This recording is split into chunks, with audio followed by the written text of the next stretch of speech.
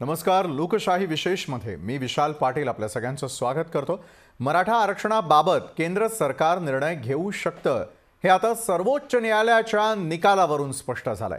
केंद्र सरकारची पुनर्विचार याचिका फेटाळताना सामाजिक आणि शैक्षणिक मागासवर्गाला आरक्षण देण्याचा अधिकार राज्यांना नाही हे सर्वोच्च न्यायालयानं अधोरेखित केलं आणि त्यामुळे 102व्या घटना दुरुस्तीमध्ये राज्याचे अधिकार अबाधित असल्याचा भाजप नेत्यांचा दावा आता फोल ठरलाय. पाहूयात या संदर्भातला लोकशाहीचा विशेष रिपोर्ट, त्यानंतर मान्यवरांबरोबर सखोल चर्चा.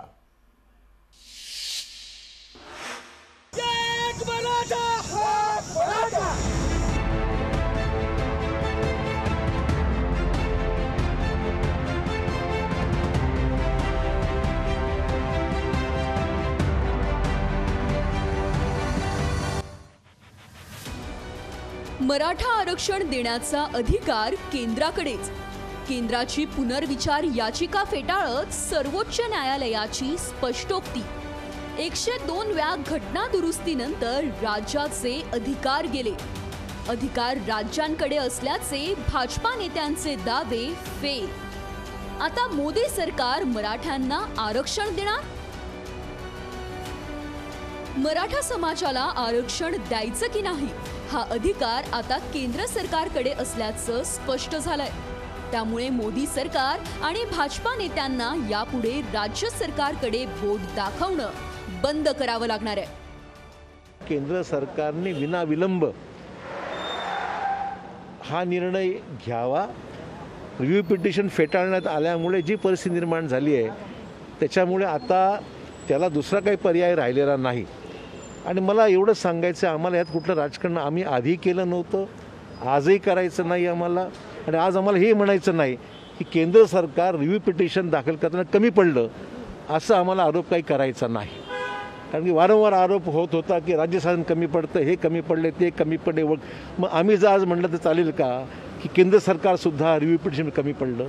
आम्हाला तसा आरोप करायचा नाही. आम्हाला एवढंच म्हणायचं आहे, प्रश्न मार्गी लागणं महत्त्वाचं आहे. यंदा 5 मे 2021 रोजी सर्वोच्च न्यायालयाने मराठा आरक्षण रद्द केलं. त्यानंतर मराठा समाज संतप्त झाला, तर भाजपा नेतेही आक्रमक झाले. महाविकास आघाडी सरकारमुळे मराठा समाजाचं आरक्षण गेल्याचं आरोप सत्र देवेंद्र फडणवीस, चंद्रकांत पाटील यांच्यासह भाजपाच्या नेत्यांनी सुरू केलं होतं. एवढंच नाही तर यावरून खासदार संभाजीराजे यांनीही आक्रमक भूमिका घेत राज्यात मराठा समाजाची मोर्चे बांधणी सुरू केली. दरम्यान गेल्या आठवड्यात राज्य सरकारने सर्वोच्च न्यायालयात पुनर्विचार याचिका दाखल केली. त्यापूर्वी केंद्रानेही पुनर्विचार याचिका दाखल केली. गुरुवारी सर्वोच्च न्यायालयाने केंद्राची याचिका फेटाळली आणि सामाजिक आणि शैक्षणिक मागासवर्गाला आरक्षण देण्याचा अधिकार राष्ट्रपतींनाच, पर्यायाने केंद्र सरकारला आहे. 102व्या घटना दुरुस्तीनंतर मराठा समाजाला आरक्षण देण्याचा मुद्दा केंद्राकडे गेलाय आणि राज्याला केवळ मागासवर्ग निश्चितीचा अधिकार असल्याचं सर्वोच्च न्यायालयाने स्पष्ट केलंय. जे 102 घटना दुरुस्ती जे फेटाळलेली आहे, आजही केंद्र सरकारला विनंती ही राहणार आहे की तुम्ही ऑर्डिनन्स काढावा, म्हणजे वटहुकूम काढावा. आणि वटहुकूम काढल्यानंतर तुम्हाला घटना दुरुस्तीशिवाय पर्याय राहत नाही. पण घटना दुरुस्तीसुद्धा तुम्ही करायला पाहिजे की जेणेकरून राज्याला ते अधिकार राहतात.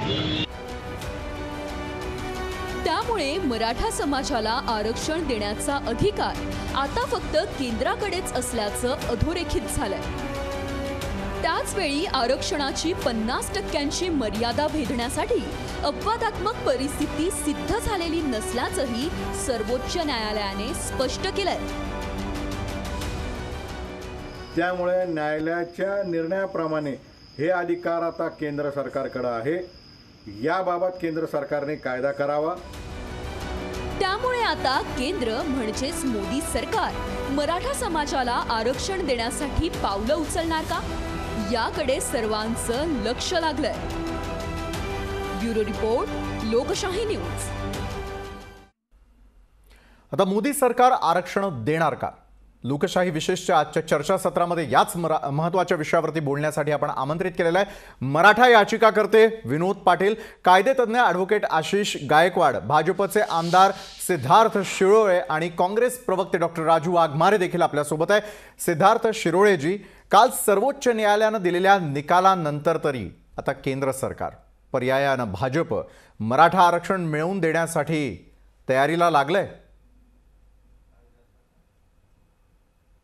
की सर्वप्रथम आपल्याला हे समजून घेतलं पाहिजे की आता केंद्र सरकारचा जो रोल आहे त्याच्या अगोदर राज्य सरकारला त्यांची जी भूमिका आहे ती तातडीने पूर्ण करावी लागेल। त्यासाठी राज्य सरकार मागासवर्गीय राज्य मागासवर्गीय आयोगाकडे त्यांनी म्हणजे त्यांच्याकडनं ते आपल्या राज्याच्या मंत्री म्हणजे आपल्या मराठा समाजाला मागास हे ठरवावं लागेल।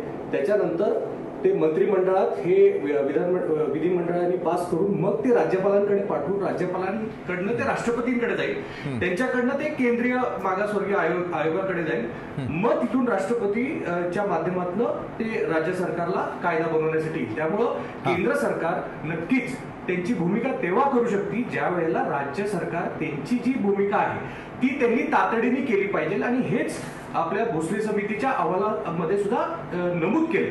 तेव्हा माझी राज्य सरकारला आता विनंती आहे की तातडीने त्यांच्या बाजूची जी भूमिका आहे ती त्यांनी करून केंद्राकडे पाठवावी। बरं, आजपर्यंत राज्य सरकारमुळेच हे आरक्षण गेलं, आरक्षण मिळू शकत नाही असे आरोप अनेक वेळेला जे आहे केंद्राकडून पर्यायानं भाजपकडून विरोधी बाकांवरती बसल्यानंतर करण्यात आले होते। डॉक्टर राजू वाघमारे, आज पुन्हा एकदा सिद्धार्थ शिरोळे जे आहेत ते बोलताना दिसत आहेत की पुन्हा एकदा राज्य सरकारला पटकन निर्णय घ्यावा लागेल, पटकन तुम्हालाच तयारी करावी लागेल। मग केंद्राची जबाबदारी काय, सर्वोच्च न्यायालयाच्या निकालाचं काय? आजपर्यंत ज्या प्रकारे महाविकास आघाडी सरकारला विलन ठरवलं जात होतं, अशोक चव्हाणांना विलन ठरवलं जात होतं, या बाबतीत काय? डॉक्टर राजू वाघमारे, सगळ्यात पहिलं विशालजी, हिंदीमध्ये म्हण आहे आणि मराठीत पण वापरली जाते, गिर गया फिर भी टांग ऊपर। ही म्हण जी आहे ती भाजपला, कारण भाजपचं कितीही झालं, यांचं तोंड काळं झालं तरी यांना वाटतंय की आपण गोरे दिसतोय। पहिल्या दिवसापासून आम्ही सांगतोय की केंद्रातल्या भाजप सरकारला विशालजी 102वी घटना दुरुस्ती करण्याचं काही कारण नव्हतं। 102वी घटना दुरुस्ती याच कारणासाठी करण्यात आली की राज्यांचे अधिकार जे आहेत ते आपल्याकडे आले पाहिजेत आणि त्या 102व्या घटना दुरुस्तीमध्ये जे दुसरं कलम 324 टाकण्यात आलं त्याच्यामध्ये राष्ट्रपती महोदयांना हे सगळे अधिकार जे आहेत हे असावेत आणि राष्ट्रपती महोदय त्याच्यावर डिसिजन घेऊ शकतील की कोणत्या वर्गाला मागास ठरवायचं आणि कसं करायचं। आता या गोष्टीची काही गरजच नव्हती, सगळं सुरळीत चाललं होतं, पण सगळे अधिकार आपल्या हातामध्ये असावेत, आपल्या हाताखाली राज्यांनी कामं करावी, आपण त्यांना काहीतरी या सगळ्या वर्गांना देतोय ही आपली प्रतिमा आपण तयार करावी, यासाठी ही 102वी घटना दुरुस्ती करण्यात आली आणि त्याचेच हे परिणाम आहेत। आणि आम्ही हे पहिल्यापासून सांगतोय की केंद्र सरकारच्या अखत्यारीमध्ये हा विषय आहे।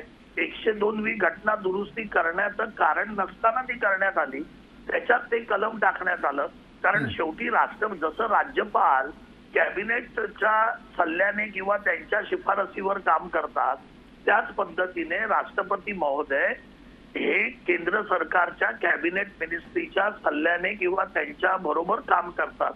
त्याच्यामुळे शेवटी हे अधिकार केंद्राकडे येतात शिफारस करण्याचे, राष्ट्रपतींना सांगण्याचे आणि आमच्या हाताने आम्ही तुम्हाला काहीतरी देऊ, आमच्या हाताने आम्ही देतोय म्हणजे त्याचा वापर पण राजकारणासाठी करावा। ज्या सोप्या गोष्टी घटनेमध्ये होत्या, ज्या याच्या पूर्वी चालू होत्या, ज्या तामिळनाडू इतर राज्यांमध्ये करण्यात आल्या होत्या, त्या सगळ्या काढून घेऊन आपल्या ताब्यात ठेवायचा आणि आपल्या मर्जीने काम करायचं।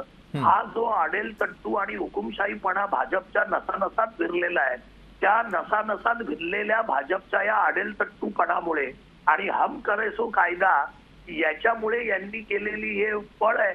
आणि आता महाराष्ट्रातले नेते जे आहेत भाजपचे ते तर तोंडावर सपशेल पडलेले आहेत, कारण ज्यावेळी सुप्रीम कोर्ट सांगतं की हा जो अधिकार राज्याकडून काढून घेतलाय, मग आम्ही काय कोणत्या फ्रेंच भाषेत सांगत होतो की अजून इटालियन भाषेत सांगत होतो, ते भाजपच्या नेत्यांना कळत नाही। नक्की सिद्धार्थ शिरोळेजी, आपण नेमकी कसली वाट पाहत होता इतके दिवस? मग मला वाटतं की खरंच ते काँग्रेसची मंडळी इटालियन भाषेतच सांगत होते, कारण त्यांना तीच भाषा समजते. कारण त्यामुळे उगाच त्यांचे 44 खासदार येण्याचं कारण नाही आणि एवढे कमी राज्य येण्याचं कारण नाही. माझं परत एकदा मुद्दा हाच आहे की मागे काय झालं त्याच्याबद्दल आपली चर्चा झालेली आहे. कसं हे महाविकास आघाडीचं सरकार हे पण सिद्धार्थ शिरोळेजी, मागे काय झालं हे विसरून कसं चालणार आहे?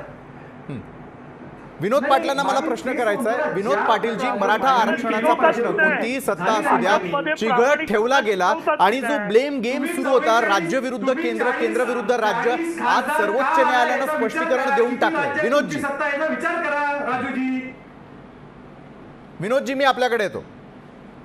पहिल्या दिवसापासून मी आणि समाजाचे तरुण हीच गोष्ट सातत्याने सांगतोय की केंद्र सरकार राज्य सरकारचं नाव घेते, राज्य सरकार केंद्र सरकारचं नाव घेते, परंतु आता काल सुप्रीम कोर्टाने स्पष्ट केलं की अधिकार केंद्र सरकारकडे आहे. आता समसमान जबाबदारी, मला जे काही थोडंफार कळतं कायदा त्याच्यातनं निश्चित होतीये.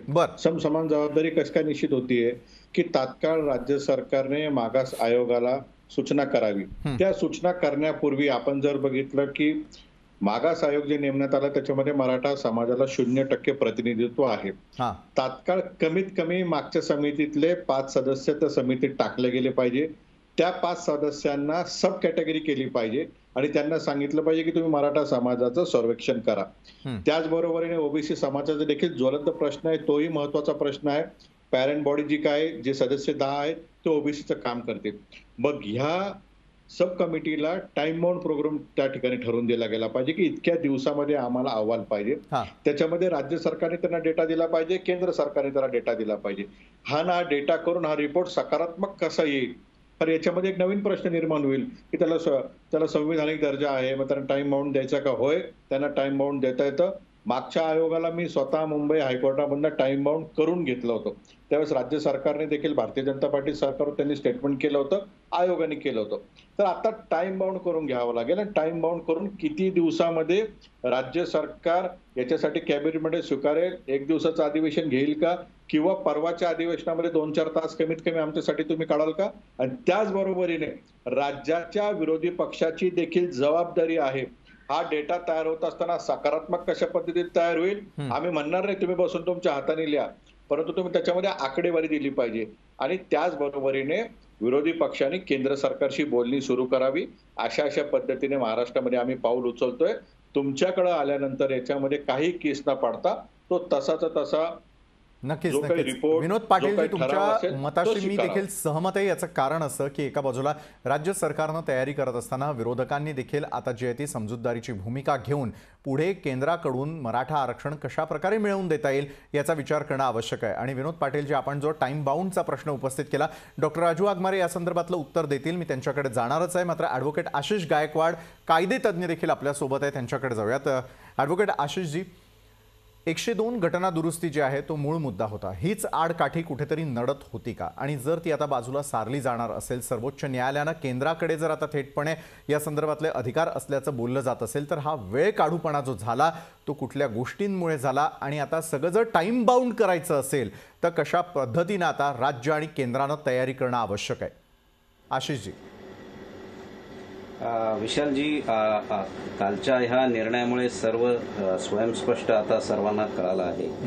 जे 102ची घटना दुरुस्ती आहे, या घटना दुरुस्तीमुळे आता राज्यांचे अधिकार हे कुठल्याही जाती समूहाला आरक्षण द्यायचं असेल तर ते त्यांचे आयडेंटिफिकेशनचे पॉवर्स जे आहेत ते आता ते केंद्र सरकारच्या अखत्यारीत, जे 338B आणि प्रेसिडेंटचे 342A(1) प्रमाणे ते आता केंद्र सरकारच्या अखत्यारीत तो विषय गेलेला आहे.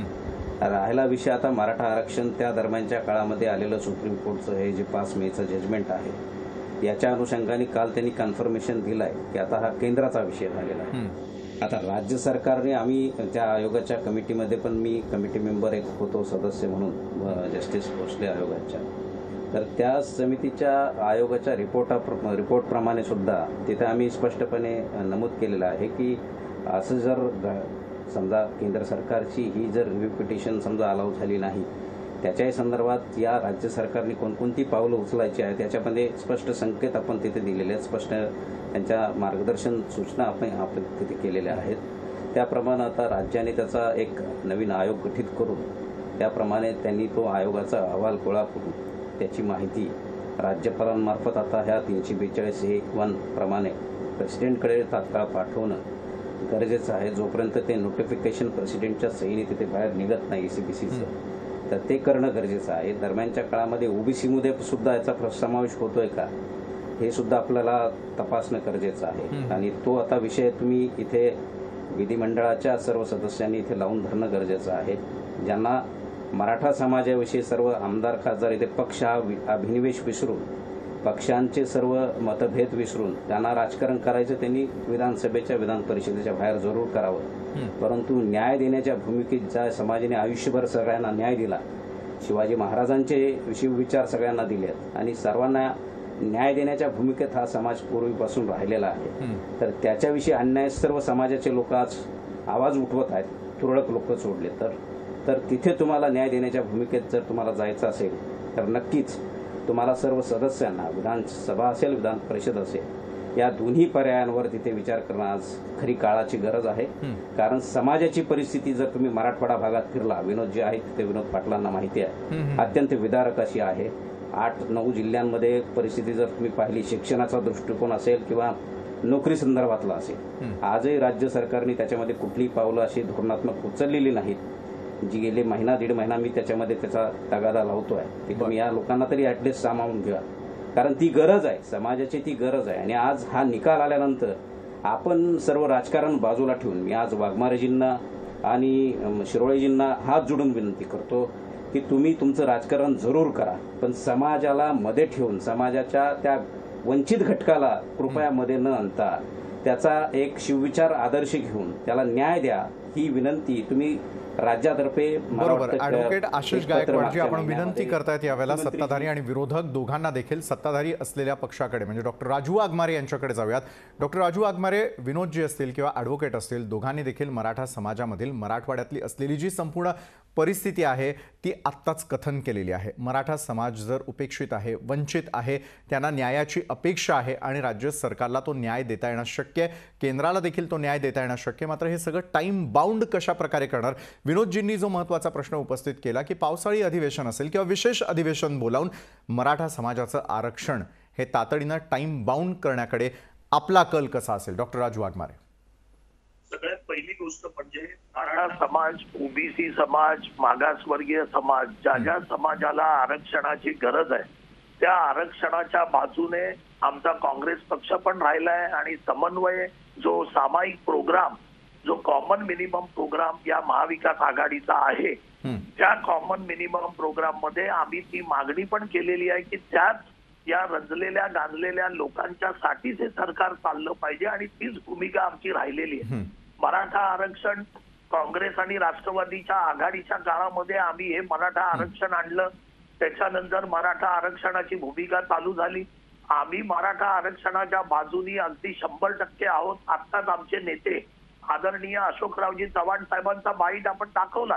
त्यांनी स्पष्ट शब्दात सांगितलं की आम्हाला कोणावर आरोप करायचे नाहीत, आम्हाला काय करायचं नाही, काम झाल्याशी कारण आणि ते काम लवकर झालं पाहिजे. मी विनोद पाटील साहेबांनी ज्या सजेशन्स आहेत की बाबा हे टाइम बाउंड झालं पाहिजे, मीही त्याच मताचा आहे की टाइम बाउंड झालं पाहिजे. आमचे मुख्यमंत्री, आमचे माननीय अशोकरावजी चव्हाण साहेब घ्या, आमचे प्रदेशाध्यक्ष पाटोळे घ्या किंवा एनसीपीचे आमचे आदरणीय पवार साहेब घ्या किंवा अजितदादा घ्या, या सगळ्यांचं मत अगदी स्पष्ट आहे की मराठा समाजाला आरक्षण मिळालं पाहिजे, सगळ्या वंचित लोकांना आरक्षण मिळालं पाहिजे आणि त्यासाठी महाविकास आघाडीला जे शक्य आहे, ज्या पद्धतीने लवकर करणं शक्य आहे ते आम्ही करू. पण प्रश्न विशालजी याच्यामध्ये एक उरतो, तो म्हणजे आमचे जे विरोधी पक्ष आहेत त्यांना हे परवडणार आहे की नाही किंवा केंद्रातलं जे सरकार आहे ते याबाबत तेवढं सकारात्मक वागणार आहे की नाही याची काळजी जी आहे ती आम्हाला लागून राहिली. आमच्याकडून याला कधीच वेळ लागला नाही आणि कारण आम्हीच ते आणलंय, त्यामुळे आम्ही आणलेल्या गोष्टीला आमचा विरोध होणं शक्य नाही, कारण तेच आम्हाला पाहिजे ते आम्ही करू. फक्त भाजप जे आहे ते पुढून मागून पडद्याआडून जर काही खेळी करत असेल तर त्याच्यावर आपल्याला सगळ्यांना बरोबर आहे डॉक्टर राजू वाघमारे, खूप गंभीर मुद्दा आपण उपस्थित केलेला. आपली काळजी आणि या कन्सर्न बाबतीमध्ये विरोधी पक्षाला नेमकं काय वाटतं? योग्य रीतीनं आरक्षण मिळवून देण्यासाठी ते देखील प्रयत्न करतात की आडकाठी घालतात? या संदर्भामध्ये सिद्धार्थ शिरोळे जे आहेत ते उत्तर देतीलच. तत्पूर्वी वेळ झालेली आहे एका छोट्याशा ब्रेकची. आम्ही लगेचच परततोय.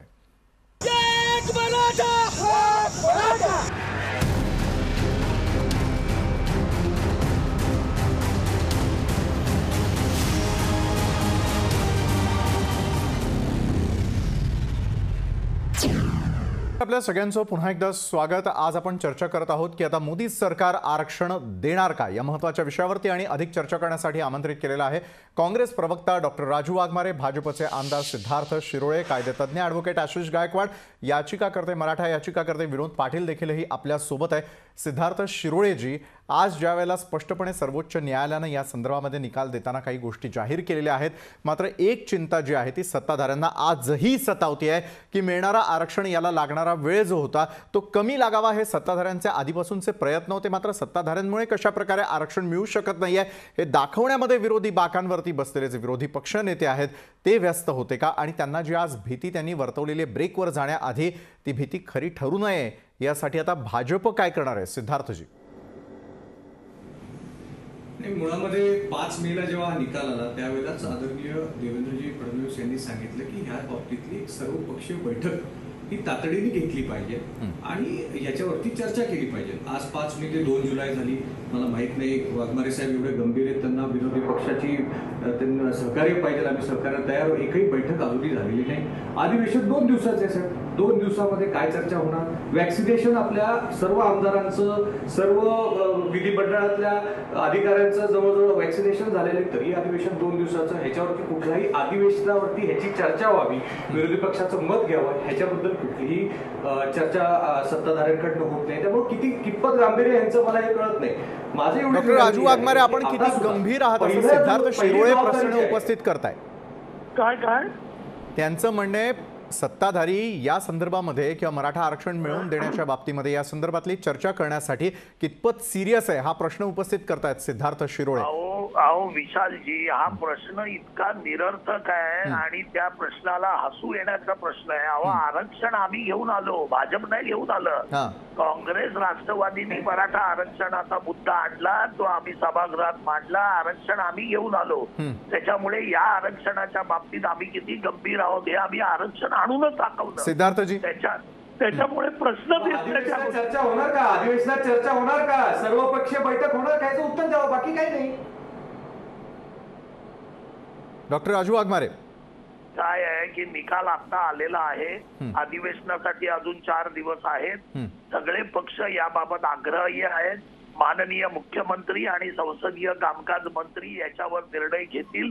कारण आताच मी याच्यावर काही बोलू शकत नाही की त्या 2 दिवसाच्या अधिवेशनामध्ये हा प्रश्न घेणार की नाही. हा सगळा अधिकार संसदीय सल्लागार समिती आणि माननीय मुख्यमंत्र्यांचं सजेशन याच्यावर अवलंबून असतो. पण विशालजी, मला एक गोष्ट सांगायची आहे की मी मगाशी जो गंभीर आरोप केला की आमचा जो विरोधी पक्ष आहे भाजप आणि केंद्रातला जो भाजप आहे तो पडद्या आडून किंवा पाठीमागून या आरक्षण न मिळण्यासाठी काय काय करू शकतो, त्याची 2 कारणं आहेत. एक कारण म्हणजे सगळ्यात पहिलं कारण, भाजप जोपर्यंत निवडणुका कोणत्याही नाहीत तोपर्यंत भाजप अशा प्रकारच्या कोणत्याही गोष्टी करत नाही. आता आपल्या निवडणुका आणि लोकसभा आणि विधानसभेच्या निवडणुका या 2024 मध्ये आहेत. त्याच्यामुळे आत्ताच मराठ्यांना आरक्षण जर दिलं तर आपला काहीच फायदा नाही. ही भूमिका भाजप घेऊन वेळकाढूपणा भाजप याच्यामध्ये काढू. सिद्धार्थजी, मराठा आरक्षणावरून देखील आता वेळकाढूपणा आणि मग फायदा तोटा पाहिला जाणार. हा त्यांचा राज्य मागासवर्गीय आयोगाचा अहवाल तयार करण्याच्या राजूजींनी बोललं पाहिजे. किती महिन्यात इम्पिरिकल डेटा करणार, किती महिन्यात तुम्ही समाजाला मागास ठरवणार, हा रिपोर्ट तुम्ही अहवाल कधी पाठवणार केंद्राकडे, ह्याच्यावर उत्तर द्या ना. आपण काही बोलतोय, आपण कन्फ्युज करताय, नुसतं कन्व्हिन्स करू शकत नाही. म्हणून माझं म्हणणं आहे की सर्वपक्षीय बैठकीबद्दल राजूजी काही बोलत नाही, अधिवेशनात चर्चा होण्याबाबत काही बोलत नाही, राज्य मागासवर्गीय आयोगाचा अहवाल कधी पाठवणार ह्याच्याबद्दल बोलत नाही. पण नुसतं काय गप्पा मारायच्या आहोत, या मुद्द्यांवरती बोला ना तुम्ही. माझं एक तरी उत्तर द्या यापैकी. एकही उत्तर देतो. डॉक्टर राजू वाघमारे तयार आहेत उत्तर देण्यासाठी. बोला डॉक्टर. 3 प्रश्नांचं उत्तर द्या. फक्त या 3 प्रश्नांचं उत्तर द्या. मला उत्तर देऊ द्या ना. राणे समितीचा जो अहवाल होता मराठ्यांच्या संपूर्णपणे महाराष्ट्रात जरा ऐकून घ्या ना. तर आमच्याकडे सरकारकडे ते रिपोर्ट आहेत, त्याच्यावर परत चर्चा करू. मागासवर्गीय आयोगाला टाइम बाउंड आम्ही देऊ काम करायला, की ज्याच्याकडून आपल्याला लवकरात लवकर तो रिपोर्ट मिळेल. या सगळ्या मताचे आम्ही आहोत. आम्हाला हे आरक्षण पाहिजे. हे आरक्षण नको आहे भाजपला, कारण भाजपचा इतिहास राहिलाय आरक्षण. भाजप हे आरक्षण विरोधात आणि फालतू गोष्टींकडे बोलू नका. पद्धत काय आहे तुमची? पद्धत काय? तुम्ही आरक्षणाला विरोध करत यांनी आरक्षणाला विरोध सतत केलेला आहे. तुम्ही आरक्षण विरोधी आहात म्हणून सरकारला, मोदी सरकारला 102वी घटना दुरुस्ती करण्याचं काय कारण? कशाला तुम्ही राज्याचे अधिकार घेतले? कारण आरक्षणाच्या विरोधात काम करणं हे भाजप आणि RSS काम आहे. हे तुम्ही आतापर्यंत करत आलात आणि तेच काम तुम्ही करताय. मराठा आरक्षणामध्ये पण, ओबीसी आरक्षणामध्ये पण आणि मागासवर्गीयांच्या आरक्षणामध्ये पण हीच नियम आहे आणि हीच नीती आहे. एवढं लक्षात ठेवा. आरक्षण विरोधी आहात तुम्ही आणि म्हणून आम्हाला भीती वाटते की केंद्रात तुम्ही आमच्या विरोधात. नक्कीच कोण आरक्षणाच्या बाजूनं, कोण आरक्षणाच्या विरोधात आहे आणि आरक्षणावरून होणाऱ्या टोलवा टोलवीला कोण देणार पूर्णविराम, या अनुषंगाने आपली चर्चा सुरू राहील छोट्याशा ब्रेक नंतर.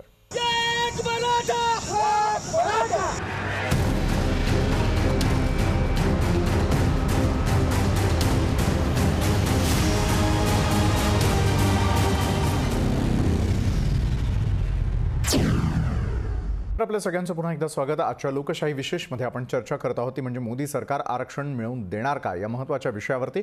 विनोद पाटील मराठा याचिकाकर्ते यांच्याकडे जाऊयात. विनोद पाटीलजी, खरं तर मराठा आरक्षणासंदर्भात सुरू असलेल्या चर्चांना पूर्ण विराम मिळावा, त्याचबरोबर जी होणारी टोलवाटोलवी आहे त्याला पूर्ण विराम मिळवून देण्याचा आता प्रयत्न कुणी करण्याची आवश्यकता आहे. कारण आता सगळं काही नजरेच्या टप्प्यात आलेलं असताना, ते एक्झिक्यूट करण्याची वेळ असताना देखील त्याला कोण पुढाकार घेणार यावरूनही टोलवाटोलवी असल्याचं दिसतं. विनोद पाटीलजी, दोन विषय प्रमुख आहेत.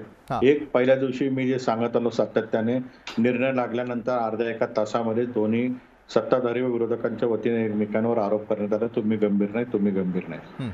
आम्ही देखील वेळोवेळी पॉइंट आउट केलं की काय काय घडलं, काय काय घडलं नाही. खरं तर अशी अपेक्षा होती की 1-1.5 महिना उलटून गेला, 1-1.5 महिन्यामध्ये सरकारच्या हातात असलेल्या गोष्टी जाहीर होतील, त्या झालेल्या नाही. आज काय अपेक्षा आहे? आपण या चर्चेमध्ये बघितलं, मी दोन्ही नेते मंडळींचा आदर करतो, दोघे ज्येष्ठ आहेत, परंतु दोघंही एक दुसऱ्यांवर आरोप या चर्चेमध्ये करताय. या सगळ्यांनी मोठं मन दाखवून जबाबदारी स्वीकारली पाहिजे. कारण आता ही 2 चाकाची गाडी झालेली आहे. एक चाक राज्य सरकारने पूर्ण करायचं आहे, दुसरं चाक केंद्र सरकारने करायचं आहे. कारण मराठा आरक्षण अशा याच्यात फसलेलं आहे की राज्य सरकारने सगळ्या प्रोसेस कंप्लीट करून केंद्राकडे पाठवल्या, तर त्या केंद्राने स्वीकारल्या नाही तर त्याचा काही उपयोग होणार नाही. जर केंद्राने सांगितलं लवकर पाठवा आणि राज्य सरकारने ते पाठवलं नाही तरी त्याचा काय उपयोग होणार नाही. प्रश्न आमचा एवढा आहे की आता याने जबाबदारी म्हणून या गोष्टीकडे बघितलं पाहिजे. काल परवापासून राज्यामध्ये हा विषय मागं पडत चाललाय. इतर पॉलिटिकल गोष्टींमध्ये सर्व पक्षाला, सत्ताधाऱ्यांना, विरोधकांना याच्यामध्ये रस आहे. आताही वेळ गेलेली नाही, 2-3 दिवस अधिवेशनाला बाकी, याच्यामध्ये चर्चा झाली पाहिजे. वेगवेगळे मत त्याच्यात समजून घेतले पाहिजे. राज्य सरकारकडे देखील एजी नावाचं एक पद असतं. ज्यावेळेस विधिमंडळाला सरकारला सल्ला घ्यायची वेळ ती, त्यावेळेस त्यांच्याकडे प्रस्ताव पाठवून ते त्याच्यामध्ये अभिप्राय देता, ते पण मत मांडतील.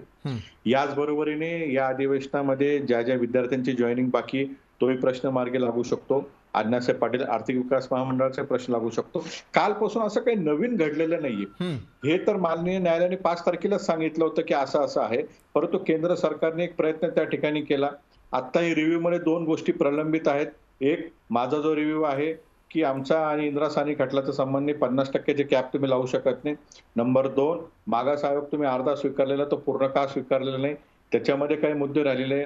मागास आयोगाचा रिपोर्ट बघितल्यानंतर न्यायालयाने जो निर्णय दिला त्याच्यामध्ये मराठा समाजाचं प्रतिनिधित्व 50% आरक्षणामधून त्यांनी कॅल्क्युलेट केलं, त्यामुळे ते मोठं दिसलेलं आहे. परंतु मराठा विद्यार्थी 100% फाईट करतो, म्हणजे जे 50-52% विद्यार्थ्यांना आरक्षण आहे ते देखील राहिलेल्या 50% भागीदारी होता. म्हणजेच मराठा विद्यार्थी 100% स्पर्धा करतो. मराठा समाजाची 32% लोकसंख्या न्यायालयाने स्वीकारलेली आहे. मग प्रश्न असाही पडतो की राहिलेल्या 18% 100% आरक्षण आहे का? म्हणजे असे वेगवेगळे शेकडो मुद्दे त्या ठिकाणी आहे.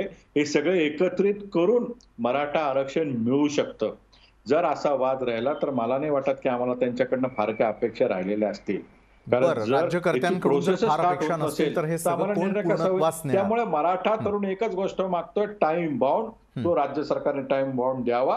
केंद्र सरकारने आम्हाला सांगावं की राज्य सरकारच्या वतीने आल्यानंतर आम्ही किती मिनिटांमध्ये याच्यामध्ये निर्णय घेऊ. या दोन बरं, नक्कीच. म्हणजे विनोद पाटीलजी, तुमच्या बोलण्यातून एक गोष्ट लक्षात येते की राज्यकर्ते असतील किंवा राजकारण्यांवरती थेटपणे आपल्याला जो तो पूर्णपणे विश्वास नाही आणि तो विश्वास सार्थ ठरवण्याची खरं तर त्यांना संधी मिळालेली आहे. ॲडव्होकेट आशिष गायकवाड यांच्याकडे जाऊयात, कायदेतज्ञ आहेत ते. ॲडव्होकेट आशिष, जो महत्त्वाचा मुद्दा विनोद पाटील यांनी उपस्थित केला आणि त्यांचं म्हणणं आहे की मराठा आरक्षण जर आता मिळवून द्यायचं असेल तर दोन्ही चाकांना एकत्र काम करणं गरजेचं आहे, कारण ही गाडी आता 2 चाकांची झाली आहे. एका बाजूला राज्य सरकार, एका बाजूला केंद्र सरकार. सगळं काही टाईम बाउंड जर आपल्याला करायचं असेल तर मात्र आता राज्य सरकारच्या जबाबदाऱ्या कुठल्या आणि केंद्र सरकारच्या जबाबदाऱ्या कुठल्या, जेणेकरून आजपर्यंत मिळालेल्या आश्वासनांची पूर्तता होऊन आश्वासनं खरी ठरू शकतात हे दाखवून देण्याची संधी आता दोन्ही सरकारांकडे आहे. ॲडव्होकेट आशिष.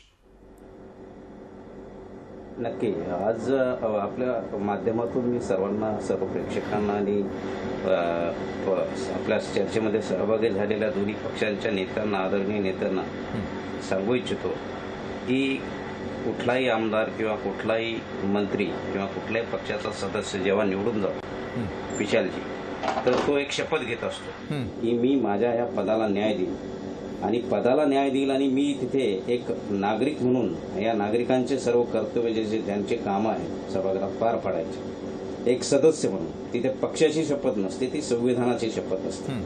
त्यामुळे इथे आपण गल्लत करतोय समजून घेताना वैधानिक जबाबदारी ही प्रत्येक सदस्याची आहे. आज राज्यांनी तुम्ही जबाबदारी दोन्ही चाकांच्या बद्दल बोलला तर नक्कीच 246 पासून पुढचे 11 आर्टिकल जर तुम्ही वाचले तर मला खचितच इथे सांगावंसं वाटतं, या दोन्ही 11 आर्टिकलमध्ये राज्य सरकारच्या जबाबदाऱ्या आणि केंद्र सरकारच्या जबाबदाऱ्या, ज्या शेड्यूल 7 मधल्या 3 वेगवेगळ्या याद्या आहेत, केंद्राची, राज्याची आणि कंकरंट लिस्ट, या लिस्टमध्ये तिथे दिलेल्या जबाबदाऱ्या आहेत त्या त्यांनी पार पाडाव्यात. या रिलेशन जपत असताना मराठा आरक्षणाविषयी त्यांची जी कामगिरी आता करायची आहे, तुम्ही प्रश्न विचारलाय मला.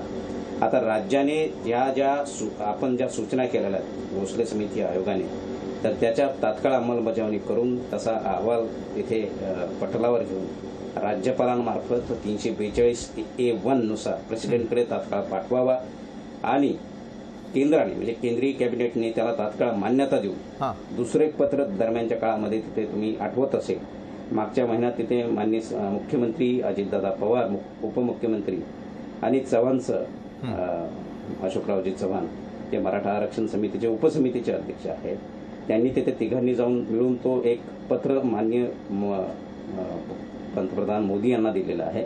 त्यामध्ये 2 विषय तिथे प्रामुख्याने मांडलेले आहेत. तो एक पहिला मुद्दा तिथे मुळे आता हे अधिकार केंद्राकडे गेलेले आहेत, जे 5 मेच्या जजमेंटनी सिद्ध झालेलं आहे. नक्कीच. ॲडव्होकेट आशिष गायकवाडजी, खरं तर वेळेची थोडी मर्यादा असल्यामुळे मला तुम्हाला थोडं थांबावंसं वाटतंय. मात्र डॉक्टर राजू वाघमारे आणि सिद्धार्थ शिरोळे यांच्याकडे अगदी 30 सेकंद आहेत. डॉक्टर राजू वाघमारेजी, जर खऱ्या अर्थानं आता आरक्षण मिळवून देण्याची संधी दोन्ही पक्षांना मिळालेली आहे, कारण एक राज्यात आहे, दुसरं केंद्रात आहे, राज्य सरकार आपली जबाबदारी पार पाडणार का? टाइम बाउंड अशा प्रकारे मराठा आरक्षण मिळवून देण्यासाठी प्रयत्न करणार का? विशेष अधिवेशन बोलवायची वेळ आली किंवा या अधिवेशनामध्ये जर हा मुद्दा उपस्थित करण्याची संधी मिळाली तर ती संधी तुम्ही मिळवून देणार आहात का? डॉक्टर राजू वाघमारे. विशालजी, मी आपल्या लोकशाही चॅनलच्या सर्व प्रेक्षकांना हे सांगू इच्छितो की महाविकास आघाडी मराठा आरक्षण, ओबीसी आरक्षण, मागासवर्गीय पदोन्नती आरक्षण देण्यास पूर्णपणे बांधील आहे. या मराठा आरक्षणासाठी जे करावं लागेल ते सगळं करण्याची महाविकास आघाडीची तयारी आहे आणि ते टाइम बाउंड आणि जास्तीत जास्त लवकरात लवकर कसं होईल ते सगळं करण्याची तयारी महाविकास आघाडीची आहे आणि त्या दृष्टीने महाविकास आघाडी पूर्ण प्रयत्न करेल. राहिला प्रश्न अधिवेशनामध्ये ही गोष्ट आली पाहिजे, त्यासाठी मी उद्याच एक पत्र आमच्या प्रदेशाध्यक्षांना तसेच मुख्यमंत्र्यांना लिहिल आणि बाकीचे नेते पण बोलतील आणि त्याच्यामुळे जर अधिवेशनात हा मुद्दा जर आणायचा असेल तर त्याच्यासाठी कायदेशीर बाबी ज्या कराव्या लागतील त्या सरकारला आपण विनंती करू. पण एवढं सांगू इच्छितो की मराठा आरक्षणासाठी जे जे करावं लागेल ते करण्यासाठी आमच्या आदरणीय उपसमितीचे नेते माननीय अशोकरावजी चव्हाण, आमचे अध्यक्ष पाटोळेजी, मुख्यमंत्री नानाभाऊ पटोळे, मुख्यमंत्री उद्धवजी ठाकरे आणि आमचे अजित पवार साहेब उपमुख्यमंत्री हे सगळे नेते मराठा आरक्षण द्यायला पूर्णपणे बांधील आहेत. नक्कीच मराठा समाजाला आपण आश्वस्त करता आहात. डॉक्टर राजू वाघमारे, सिद्धार्थ शिरोळेजी, पुढची जबाबदारी लगेच केंद्राची असणार आहे. बिलकुल राज्य सरकारकडनं जसं जो आव्हान असेल तो केंद्र सरकारकडे आला तर भारतीय जनता पार्टी केंद्र सरकारच्या वतीने मी सांगू शकतो की आम्ही सुद्धा मराठा आरक्षण तातडीने त्वरित देण्यासाठी भारतीय जनता पार्टी ही केंद्राच्या माध्यमातून ही बांधील आहे. बरोबर. मराठा समाजाच्या आरक्षणाच्या बाबतीमध्ये मिळालेल्या संधीचं दोन्ही पक्ष सोनं करतात का याकडे आमचं देखील लक्ष असेल. आज डॉक्टर राजू वाघमारे महाविकास आघाडीकडून आश्वस्त करतायत समाजाला. दुसरीकडे सिद्धार्थ शिरोळे देखील भाजपतर्फे आश्वस्त करताना दिसत आहे, म्हणजे केंद्राकडून आश्वस्त करताना दिसत आहेत. मात्र याच्या सगळ्या बाजू या लवकरात लवकर आणि टाईम बाउंड व्हाव्यात एवढीच अपेक्षा आज या मंचावरून आपण सगळे करूयात. धन्यवाद विनोद पाटीलजी, ॲडव्होकेट आशिष, सिद्धार्थ शिरोळेजी आणि डॉक्टर राजू वाघमारेजी या चर्चासत्रात आपण सामील झालात त्यासाठी. आजच्या लोकशाही विशेषमध्ये वेळ झाली इथेच थांबण्याची. ताज्या घडामोडींसाठी पाहत रहा लोकशाही न्यूज.